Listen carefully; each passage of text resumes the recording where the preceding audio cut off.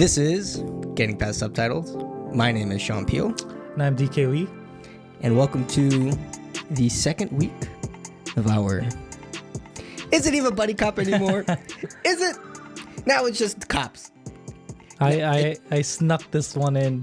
This is now, we're just criminal investigations. Yeah. It's just cop movies. It's just cop movies. Yeah. We're just watching 85% of South Koreans. Yeah. I think when we were making the list, I just thought it was a good cop movie. Wow. And I forgot exactly the dynamic of the movie. Uh-huh. And I kind of I think what happened was I remember the beginning part of the movie where it's like the girl and the guy and the guy cop and the girl cop and they're and they're doing some teamwork there. Yeah, some teamwork stuff. And then I think that scene kind of that was the whole movie in your mind. Just pushed forward the narrative that it would be a buddy cop while we were making the list. You're like, definitely. Yeah, that'll work. Definitely. But that was the list of all the movies. I'm like, yeah, this one will work. And it would have fooled me. I didn't see the movie. I just have to take his word for it at that point. Like, oh yeah, okay, sure. So definitely not a buddy cop movie. So it kind of hard no. Yeah, it fails our genre here. So instead, we watched. Imagine, just watched a completely different movie. Just pulled a fast one on everybody. Yeah. It's just like but we still did watch the movie. Regardless of whether or not it is a buddy cop, I still think it's a fun movie to watch. Yeah. So let's talk about it. And let's It's a forgivable, I guess. It's not bad. It's pretty good. It's maybe a little long. Yeah. But I think it's paced okay. I think maybe the latter third, it's a little draggy where it feels pacey, but it picks up and then has a good conclusion too. So it overall pretty good, I would say. Yeah. But Veteran, this one 2015. This one came out. Yeah. Right. Directed by Ryoo Seung-wan. Yeah, just a little bit about what this even was about. So the main character is Detective Seo Do-cheol, and he's a pretty good detective. He's pretty good at what he does, right? Basically, he's kind of like the team lead within his team, which works for the Metro section. And there's a couple highlights in the movie with this team, but they're certainly not the focus. So it's definitely not within a buddy cop. But essentially the team cracks down on this huge car scandal, illegal trading thing that has ties with the Russian mobs. And so Do-cheol gets some minor help from an old friend of his whose name is Bae, who's a truck driver. And basically they do the operation to crack down on the car scandal and everybody. And that's their big sort of job at the moment. They get promotions and stuff like that. But with Bae, he's kind of caught in this huge labor what's the word? A labor movement against a strike against one of the big companies because they're he's a contractor, but they're not paying them the right amount of money and stuff like that. Correct. So him as a truck driver, they kind of create a union. But once they created the union, the companies, they terminated all the contracts and stuff. And so they're, he's having this big thing about trying to get his money from the company. Yeah, so he's trying to get his compensation back. And basically he just takes it straight to the top in the company directly. And he talks to the company president, who is this guy named Jo Tae-oh. And he's pretty much a snobby son of this corporate conglomerate sort of guy, right? Yeah. And it's sort of an umbrella company. The son's company is sort of part of almost an umbrella-like company that is part of a lot of other corporations. And there's a lot of obviously corporate and political power and influence, et cetera, et cetera. And so Tae-oh just, wants to make his father proud and wants to move up in the company. And he's kind of a bastard child almost. Yeah, he's like the son of the second wife or something like that. So. Yeah, so he's kind of like, I got to work 2 times harder than everybody. Whatever, right? Essentially, Bae gets caught up with him and then gets assaulted after he tries to get compensated for the money, right? And then like to the point where he almost dies and he like ends up hospitalized. So Detective Chol ends up finding out about all this after the fact, and he has actually had a run-in with Tae-oh in the past. And basically, once the detective starts looking into what happened to his friend and figures out that he went to this company that was owned by Tae-oh, and he finds out like, he goes to like the local cops that are assigned to the case, and they're not even really they're not trying to like solve the problem anyway, or like find out who's responsible. So essentially he takes on the investigation himself to find out the truth, and basically tries to just get evidence and like find out like a way to like nail Tae-oh, like through the law, essentially, like that. Right. And so the movie is just kind of like an ongoing like almost like personal vendetta investigation sort of thing to crack down on him when like everybody's against him at this point, because obviously his father in the corporation has like all this political power even within the police section, so kind of the world is against him. But the turn of events is that eventually everybody kind of gets to his side, and then he finds like a loophole that is able to get him legally, essentially, and then he nails the bad guy. Yeah, pretty much, basically. So really simple plot. Yeah, just like cat and mouse kind of thing. Right. I thought it was more interesting that it was like it's a very almost like black and white kind of movie where it is just straight up like kind of good guy, bad guy, like using justice in the justice system like to a T to like get him properly, versus like the corporate bad guys and like their snobby. It's a very much like justice versus corporate greed, essentially, like immoral. And but like using him, the main character, like trying to find a way to like legally and like using the justice system to go around him, versus like I don't know, turning to the dark side or like like personally going after him. I think that point really separated this movie. It was like, oh yeah, he's really trying to find like a proper way to, what I mean? Especially when like I feel like the movie was basically like, he's clearly a bad guy. I can bust him for like drugs, and then everybody's like, we're not gonna let you do that. And he's like trying to find like one way, and then he gets like stopped, or like there's a wall in front of him. And also because like they keep on manipulating, like he uses like lawyers and other like police officer, bribing other police officers and stuff like that to try to and like the reporters and stuff like that, right, to try and cover things up and push things aside.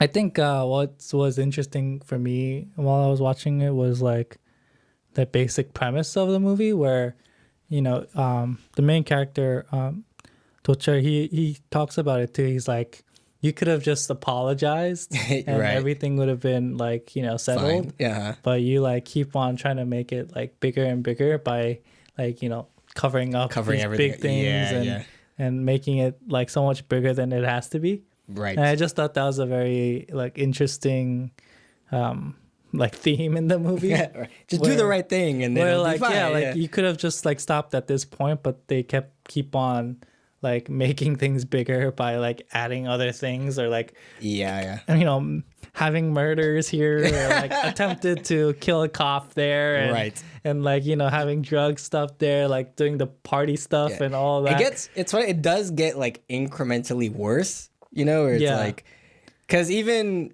what I thought was interesting is that for the most part you see both narratives, right? Like we see Detective Do-cheol's side of like investigating, but we also see like Tae-oh and like obviously with his assistant secretary Choi, and like cover up after vice cover up, president technically, right?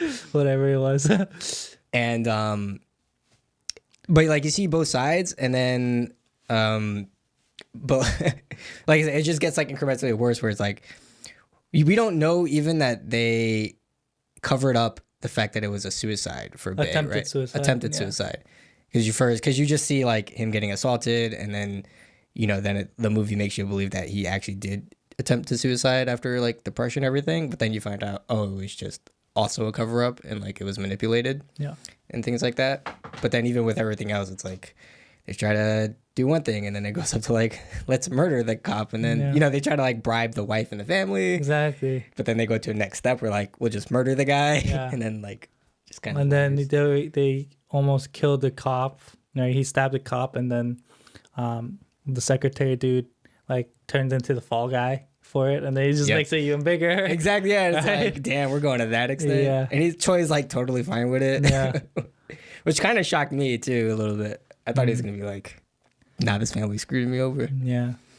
So like, that I think was the fun part for me as I was watching it, just like seeing how things like spiral out of control. Right. And just how the main character navigates through all of that. Right. And I think it works even on his side too, because, he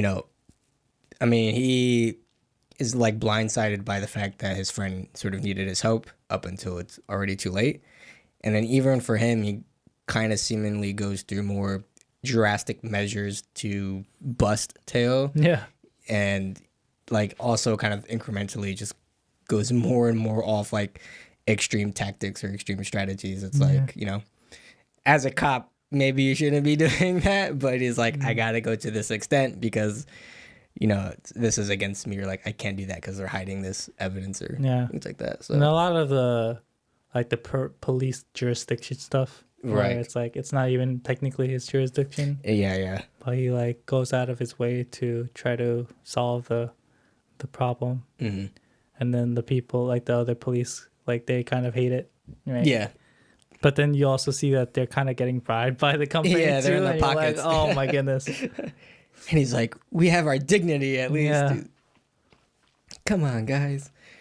And then even like his superior, right? Like there's like the team leader who's leader O. And then there's like the chief, actual chief. Yeah. And then he's kind of like in the pockets per se or influenced.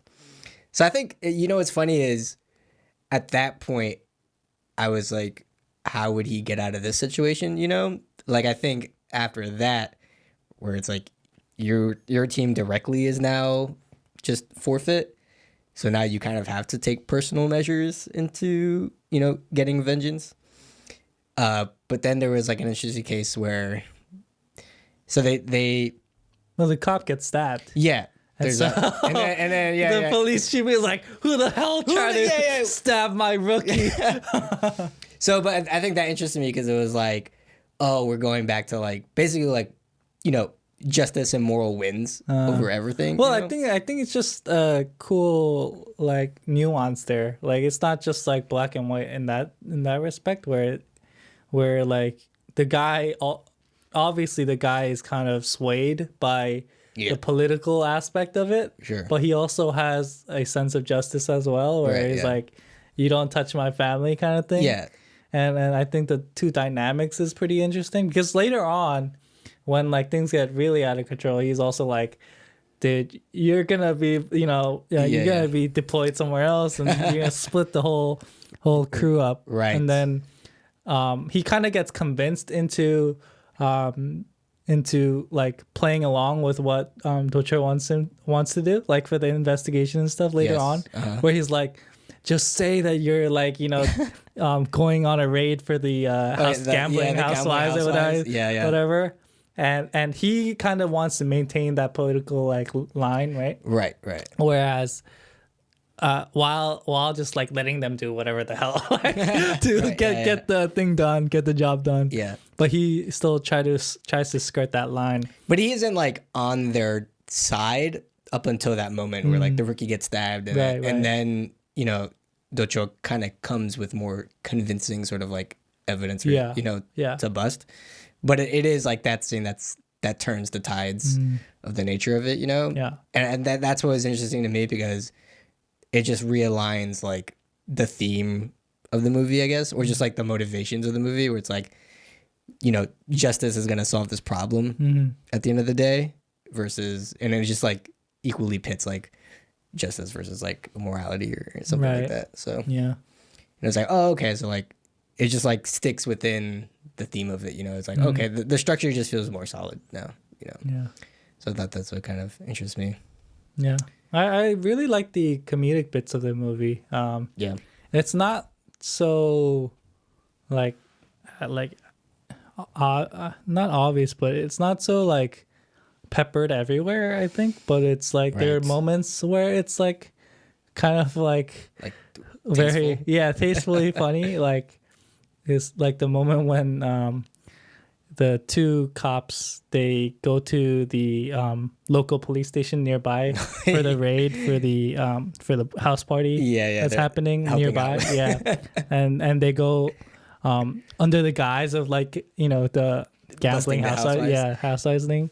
But then there's the guy, the actual guy in the police station who's like a local cop, and he's like getting scared because of all the stories that they're telling and all the wounds that they have and stuff like that. He's like, I heard that like gambling cases and like gambling perpetrators are more dangerous than like any other crime. And the detectives are like, yeah, that's true. It's like, just like, look at the scars that I have. Like, it's like, he's like, should we wear protective gear? And the young rookie is like, it's the scars that show the story. And he shows the scars. And then he walks away and calls his wife immediately. He's like, I just wanted to hear your voice. It's like, why are you cursing? Like little things like that are very like, it's funny. It's like tastefully like done. Definitely well placed. Yeah, that was good.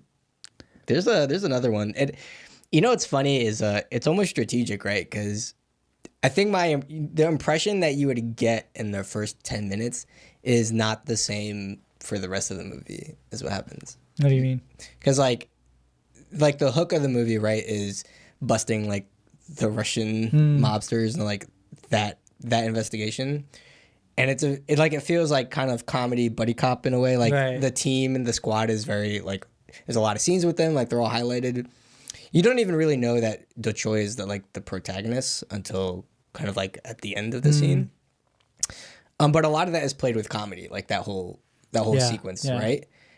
And then, but once like the actual story happens and he's trying to, you know, investigate the case with Bae, like now we're getting into like, the movie gets really grimy because like of all like the crappy like backdoor stuff and like cover up after cover up after cover up. And just like how like crazy the dude is. Right. Yeah. Especially like Taeho's character. Yeah. Tae-oh. Yeah. And then like also just, you know, Do-cheol have to navigate and like overcome a lot of those obstacles. I think the tone changes to something a lot more grimier and it gets a little more serious, especially like they try to bribe Bae's family. Then they even try to bribe the detective's wife. Like a lot of like personal attacks start to happen.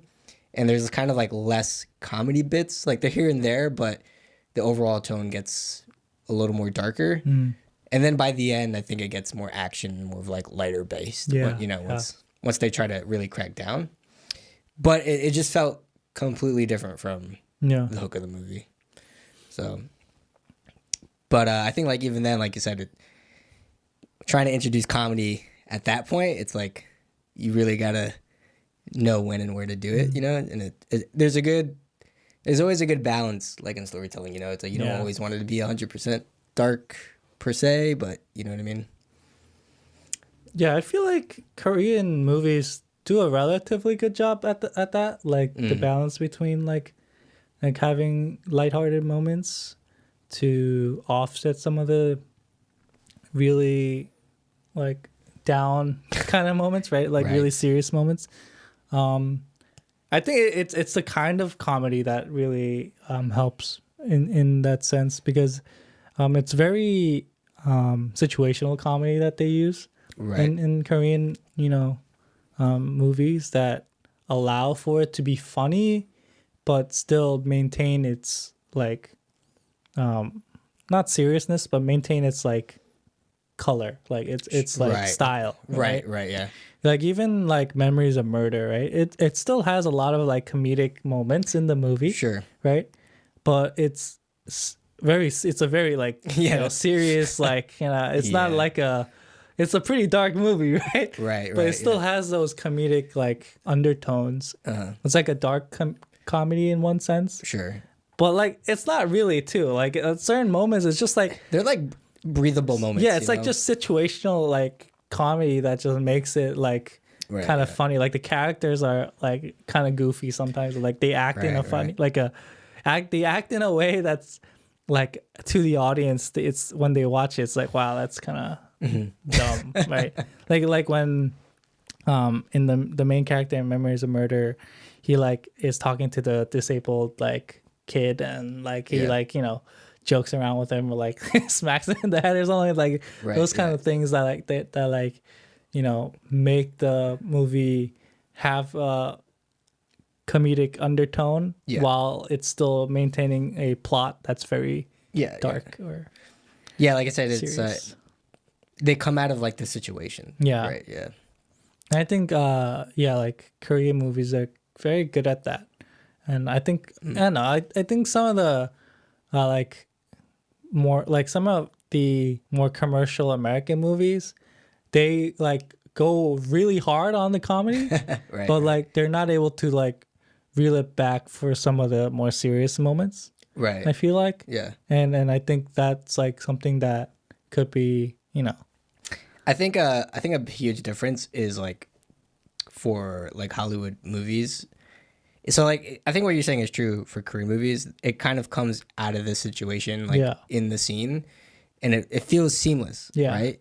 But I think in Hollywood movies, it's separate. It's like playing for the audience, right? They're playing for the laugh. Yeah, like, they're playing for the laugh in Hollywood movies. I feel like a lot of times. Yeah. Whereas for Korean movies, they're playing in the situation. Correct. Yeah. So it's like regardless of whether or not the audience laughs, it's just that situation. Right? Yeah. It works coherently within that scene. And then a lot of times in Hollywood movies, it's almost like a beat. It's like serious beat and then like comedy beat and then like beat. You know what I mean? Right. It's I can clearly be like separate like they're doing this because it's going to be funny for the audience, right? Like this situation, like this like moment is going to be the funny part now, and then we're gonna go into the serious part. Yeah. And sometimes like they blend it, right? Like it's like they want to go to the serious moments, but then they'll add like a like really like funny moment right after, and so you have a weird like exactly, but it feels it kind of feels a little forced. But it's just it's not seamless, and that's the thing. Yeah, it's kind of just like I don't know, like say you have like music playing or like swelling in a scene, and then you like take the movie out. Take the music out, and it's like there's a moment that's gonna happen right there, and then it happens. That's how it feels like with comedy now. Right. It's like one thing, and then like here's the comedy. Yeah, like they're like guiding you for the laugh. Like they're like it seems like they have those like markers or whatever. the cards. Yeah, cards like waiting for you to like applaud or like laugh or it's like the sign like the music does that, like you said, like where it's like it swells up and it just stops all of a sudden, and then it's like it's like in a horror movie, it's like it's like the weird creepy like sound, and then it goes dead quiet and you're like some shit's gonna go down right here right now. Whereas like Korean movies don't really do that, right? And maybe I mean like we've done the comedy series, and I'm thinking about like moments, like there are moments where they definitely utilize that, right? Where it's like they use the music, like that one scene from one scene with the I forget what it was exactly. What movie? It's the movie with like the guy who is like in love with one of the girls. And then it's like the one with the one with the dick joke where 20, okay. Oh yeah, 20 yeah. And like it's that ad commercial looking like that kind of moment where they really use the music and and they use play it for like the and they really play it for the thing. Right. I like they have those moments too, but I feel like within the like these kinds of like cop movies or like like like buddy cop movies and stuff like that. If it's not inherently a comedy movie. It's not inherently like purely a comedy movie. I feel like they're more subtle with the way that they utilize the comedy. Yeah, you know what I mean? No, I 100% agree to you there. Yeah. Because it's like 20, I feel like it's like a pure, like they try to go for that's comedy. You know what I mean? Yeah. If it's like, if it's a comedy movie, like you're playing for jokes, like it's a comedy movie. So you can do that, right? Because it's sort of to be expected. But like you said, if it's any other movie, if it's a cop movie, if it's a drama or something else, then like the comedy works differently. It works seamlessly. I think for Hollywood movies too, even for other genre movies, it's kind of different, Like I think about like, Marvel movies all the time, or like superhero movies definitely do that. Yeah. Or whatever it is, it's not the same, or it's not played the same as like South Korean movies. So, right. For the most part, anyway. Yeah. I think the scene that comes to mind for Veteran is when it's like in that scene when the chief tells them to go after the gambling wives, because like that's a reoccurring thing, right? And he's like, no, we don't want to do this. Like obviously there's this bigger investigation going on, and he convinces Chol convinces like and his team to go after them, and then they go to the chief to convince him to take on this case, because like Tae-oh is gonna host like this huge drug party after like everything else, and they're like, we can bust the drug party and then we can bust him at the same time, like this, basically getting the green light for this situation. And the chief is like, no, he's like, I already told you no, I want you to go after this case. And then they like, is like, what do you mean? He's like, haven't I had your back with everything? He's like, why didn't you help me? I was there for your wedding, your son. He's like, what happens when your father died? I was there at the ceremony. He's like, what are you talking about? I have this on my head because of the time that you didn't like come. Then they're all sharing scars for like all the favors that they did for each other. And then Chol is like, I don't want to hear this shit. He's like, he starts unbuckling his pants. Yeah, exactly. Like those, like it's common, it's funny, but it's like, but it's so situational, right? Exactly. It's so part of their character, and it's like perfect because it like ramps up in comedy. It's like they're going after for like desperately for permission for this thing, and then O blows up and he's like bringing these stories, and they like all of a sudden go into scars, and then like Cho starts unbuckling his pants, and it's like the comedy like ramps up, right. But it starts off. Like the tone of that conversation starts off different than how it ends up being comedic, like you said. But it's like natural. It's like a flow of events, Yeah. And then it's like hook, line, and sinker by the end, because then he's like, I'm supporting you guys, but obviously he's being very like methodical about it. Where he's like, go get the hint, guys. Yeah, exactly. And it's kind of like going back to. It's paying off the setup that they had before, right? So it's nice. So like scenes like those, it definitely, and it's better comedy. Like you said, it just plays better with the the keeping the plot together, like just keeping like the overall feel of the movie there, while also introducing like comedy and those breathable moments, Right. So that was like a huge commentary on how to do comedy, right? Well, I mean, it depends on the movie, right? It's true. Yeah, but anything else you rather enjoyed about this movie? Yeah, I like the action of the movie too. Actually, I forgot I was gonna bring that up too. The choreography is pretty good. Yeah, it's not like it's. I like the action because of the fact that, especially Do-cheol, the way that the action is choreographed, it doesn't seem like he's just like a great fighter, right, or something like that. Right. But it seems like the choreography makes it seem like they're actually having a struggle within the things, and like sure, they're able to also incorporate a little bit of comedy with that. I would say it's a little bit more like Jackie Chan-esque, exactly, but less athletic, right? Like he's not as athletic, and he's not as mobile, and he doesn't parkour right. like Jackie Chan, right? It's kind of like you've been say you've been a huge fan of Jackie Chan, and like you try to follow him. Yeah, you try to copy his moves. You know, and like you're not like a trash garbage fighter. Yeah, but you're not amazing either. Right. Like there's like maybe like 60% missing. From Jackie Chan's like abilities. Right. And you're like trying to For the most part, he's like scrapping. Right. I mean, he's not like a bad fighter either, right? He is able to hold his own, but then he's not like the best fighter. Exactly. And I really like that about the choreography because it really lends itself to first the comedy, but second, just like the overall like believability and just like the general like sense that he's actually just like a cop. Right. He's not. Yeah. Because like, for example, like when you're watching Outlaws, right? You don't really see the main character. Like he doesn't feel like he's just like a cop. You almost feel superhuman in the way that the guy is like he's more of like the best like gangster leader of everybody, but like is a cop. Right. Like he's so overpowered in the way that he's able to like dish out like like punishment and the way that he's able to handle a situation where like everyone else is like relying on him, right in that sense. But like in this movie, like Do-cheol like falls and like he gets hit and and like he makes mistakes and stuff like that within the choreography.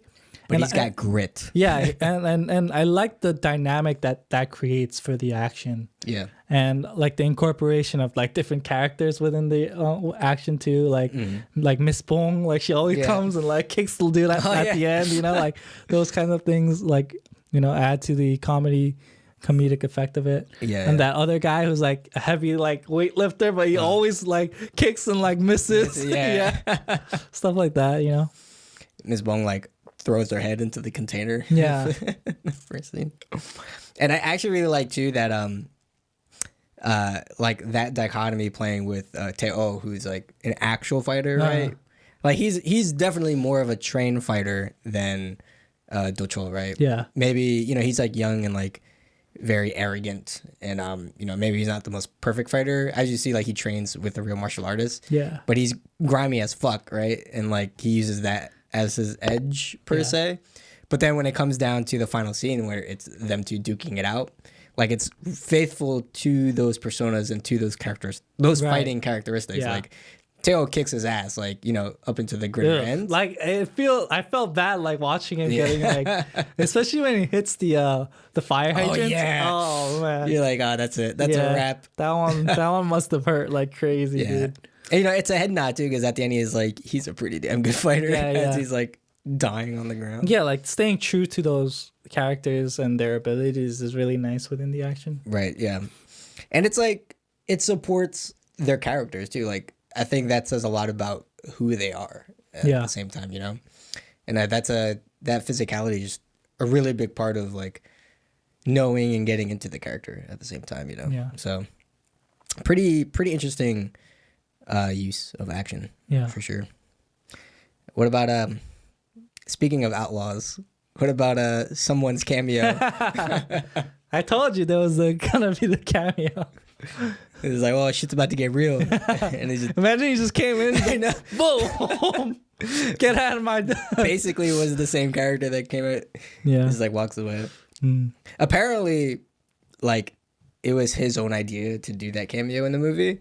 He was like visiting set that day, and it was his idea to be like, I should cameo in the movie, and they're just like, yeah, do it. Yeah.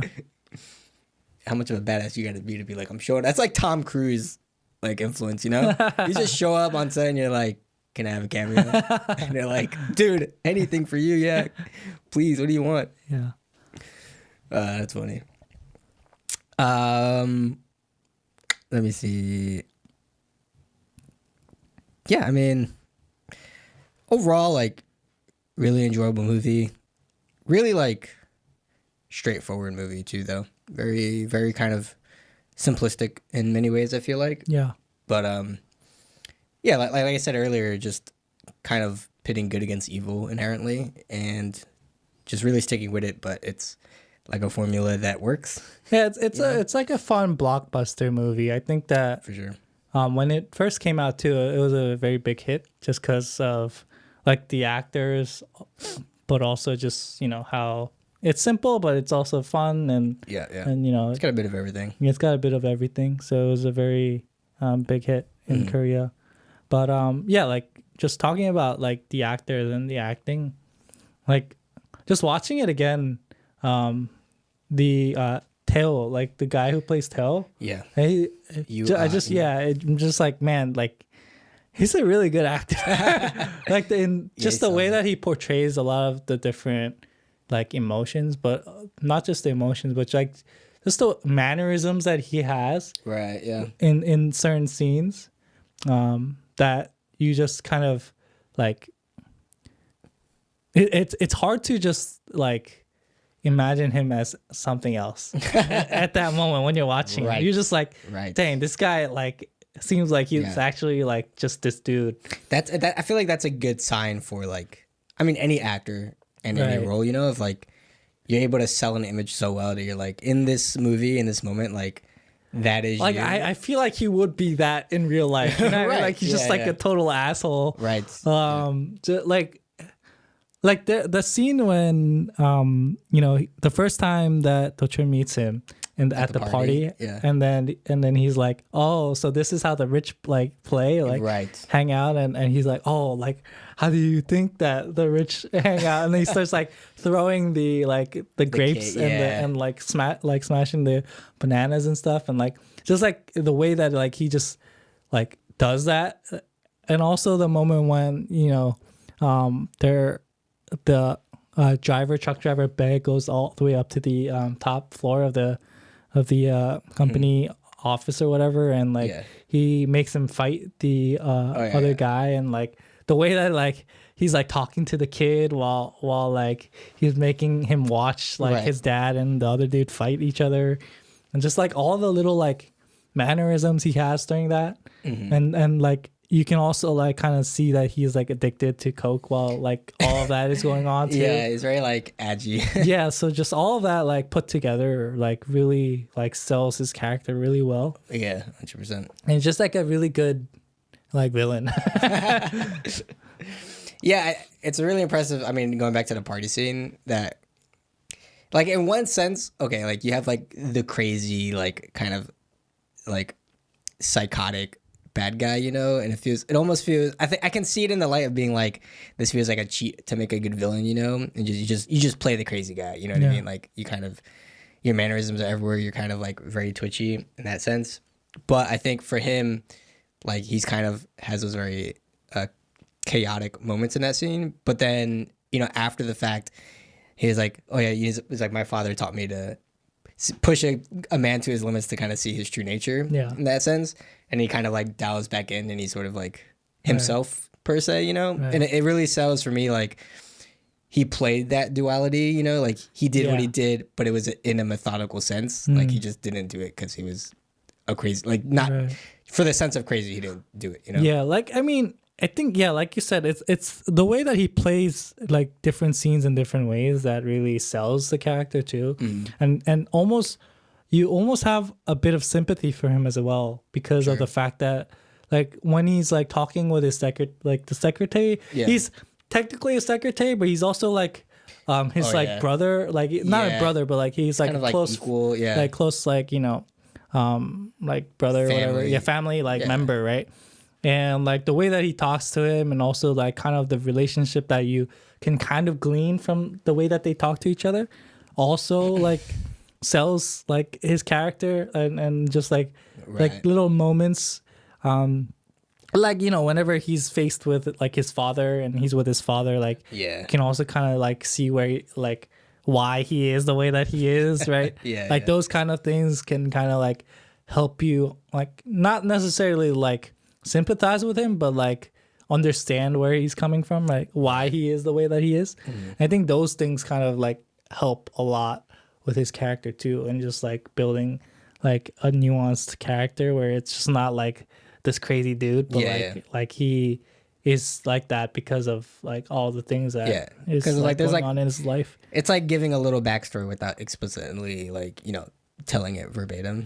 Which I liked. Yeah, I mean, because clearly, like, the family pressure is on. You know, like obviously like the whole thing that we're talking, like he's the son of like a second wife. He's kind of like the bastard child trying to like, you know, keep his own within that family. Like none of that is explained in like this expositional scene, but like as you kind of pick up the crumbs in even the just like that scene, the meeting scene, right? Where like it's all the beating, and then the older like brother and the sister is like sitting across from him. Just like that tension that's there, like you could already like kind of see or feel, I should say. Yeah. Just the general like vibe and like his the pressure that he has within that like system. And even what was good too is even for like Choi, the one that he works with, like his secretary, or also part of the family. Like even though he's like a major minor role in the movie, but there is a lot of like his story that is kind of told through everything as well. Yeah, and also like his story being told like lending to Tae-oh, right? Yeah. Like he takes the physical beatings that his son is obviously supposed to get, you know, and like he's always doing like the dirty laundry for Tae-oh, and you know, in his way, he's also like trying to, you know, stay within the family, or like trying to get his stripes in that sense, and that's why he takes like, you know, the fall deal at the end. Right, like all the implications of like of the father saying like, oh, like your father like worked like a dog in my company, and and like, do you want to be the same like your you know, your dad, or do you want to like rise up and stuff like that, like all those like implications and just like the nods to their backstory really adds depth to the characters, but also just the story as a whole. Exactly. Yeah, it just paints a good picture. Like it feels fleshed out, and it doesn't feel like forced, right? It's just like while the scene's happening, you're getting these like tidbits and like little like jewels of backstory, and you're like, oh wow, that's interesting. Because in that scene, right, when he's like the final supper deal, it's like dialogue, but it's like, you know, clearly exposition and stuff like that. But he's saying it because it's building tension to like he's gonna get fucked. Like he's getting axed like right now. Like, you know? Oh, eat this eel. Yeah, like, they're feeding him like, it's good for your health. It's like, it's, you know. Yeah, like I don't know if he's gonna kill him now or like what's gonna happen, but something major is gonna happen. Why are you so nice to him all of a sudden, kind of thing? And, yeah. It really adds to there's clearly alternative motives, like as you're sort of learning it, and like that's good. That's good like use of those bits, right? Like it definitely. Good utilization and like good building of tension. Like it's, yeah. But anything else? Yeah, I don't know. I feel like to be a buddy cop anyway, I feel like there could have been a lot better use of the team, like the whole squad. I feel like they were interesting enough in like that beginning 10 minutes, and then they just kind of disappeared. I feel like it'd been nice to see more. I feel like I forget what the Extreme Job. I feel like Extreme Job watched this movie and they're like, hey, I like those like sub characters who are like the cop. Why not make a movie about all of them together? And I was like, there you go. I try to get Extreme Job in this series, but no. Somebody picked Somebody picked veteran instead. Well, no, that wasn't the choice. That was a more buddy cop than this. That was buddies cop. Okay? Exactly. But that wasn't even part of it. What? Part of our genre list. Buddies cop? No, Extreme Job. That was part of like our cop genre one. But we didn't watch it for the series. Not this one. No. But we haven't watched it at all. Yeah, wait, did we not? No. I didn't feel like we watched it. We haven't. We haven't. We'll watch it sooner or later. You know we'll watch it sooner or later. It's like one of the most popular Korean movies of all time. I don't know about that. I think it is like the second highest grossing. Really? Yeah. Oh. Yeah. Anyways. We'll find something for it because apparently it didn't qualify for this one. This one did though. Somehow the mathematic checks out. I don't know. It all works out in this alternate dimension we live in. This was I just put it in because I wanted to watch it. Okay, no, just kidding. It's like I felt I wanted to watch it again, and so I just needed an excuse. Yeah. Definitely not a buddy cop movie, but a cop movie. A cop movie. Yeah.